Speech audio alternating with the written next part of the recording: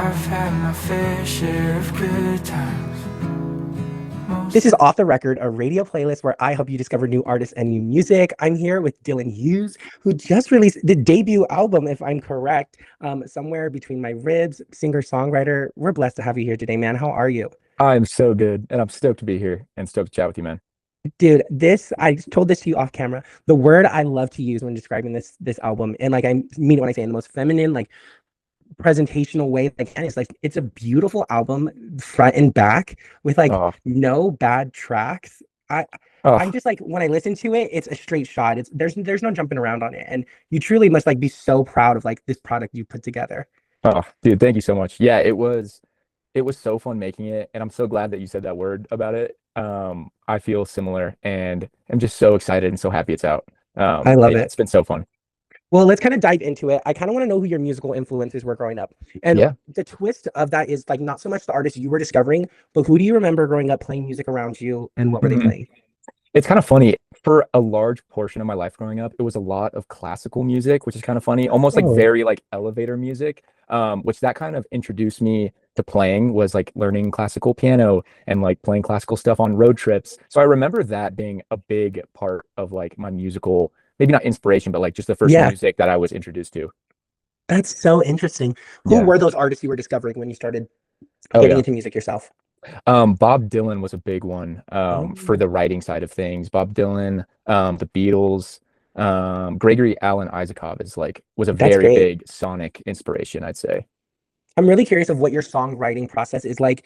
And Hmm. on that, what was it like putting this album together sonically? Because there's like this beautiful through line throughout all the Oh, production that you don't see like crystal clear in a lot of other artists' work. mm. Honestly, it reminds me a lot of Tapestry by Carole King when Oh listening. yeah. Oh, dude, thank you. Yeah, that's so sweet. Yeah, the process, it's always been pretty personal on the writing side.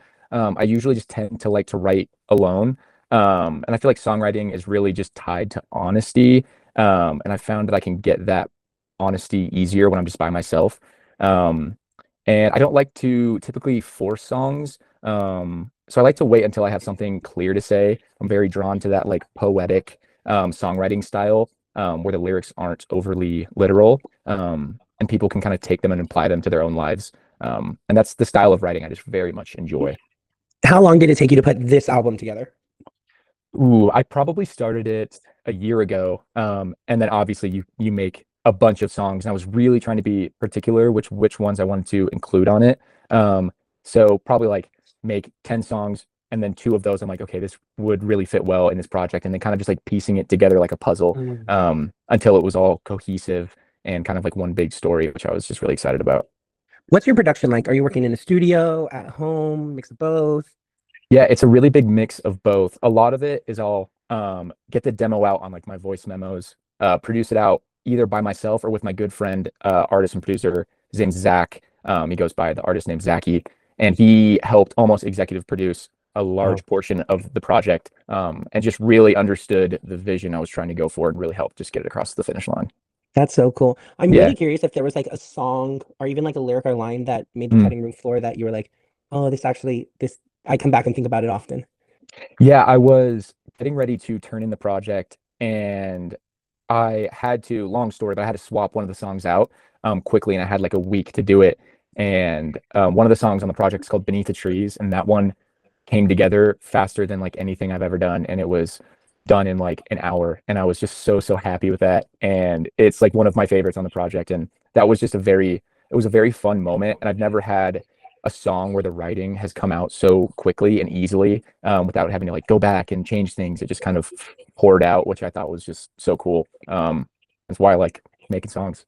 Yeah, but kind of along the same lines, is there like a lyric of yours that you're like, I cooked with that one? Like that Hmm. is my favorite. I cooked with that one. That's a great question. Oh, one of the first song on the album it's called First Time, and there's a lyric in there. Oh, what's it called? You turn my freezing cold into the kind of furnace that burns brighter than I ever have. I really have always loved that line. And I was stoked on that Ooh, one when I wrote it. That was really fun. that's good. That's some good stuff right there.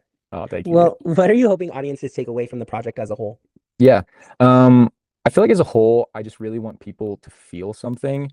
For me, a lot of the project is tied to nostalgia and that feeling.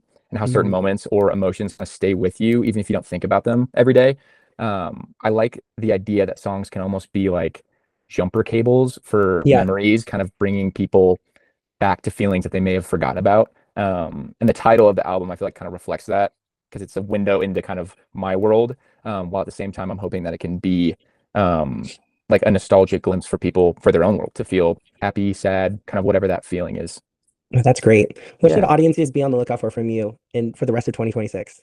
Yeah, we'll be doing shows in the fall, which I will be putting out more information on hopefully soon. And then definitely just a lot more music coming for sure. And I'm just very excited. It's time for my favorite question. I asked you to bring Yeah. 3 songs from 3 other artists, and feel free to elaborate a little bit on why you picked these. Yeah. 3 songs from 3 artists. I personally love all types of genres and don't typically even listen to the genre I'm creating for a lot of the time because I feel Ooh. like it keeps it fresh and fun. But one song slash project that really inspired this current record that I put out is an artist named Deeper Sleeper, and he has a song called Wishing for You Ooh. that I think is beautiful, and that production style is so pretty. A really fun song that I've been just jamming nonstop, and it's actually been bad. My speakers are going to blow up, but it's called Patience by an artist named Greek. And he's incredible, self-produced, and just so talented.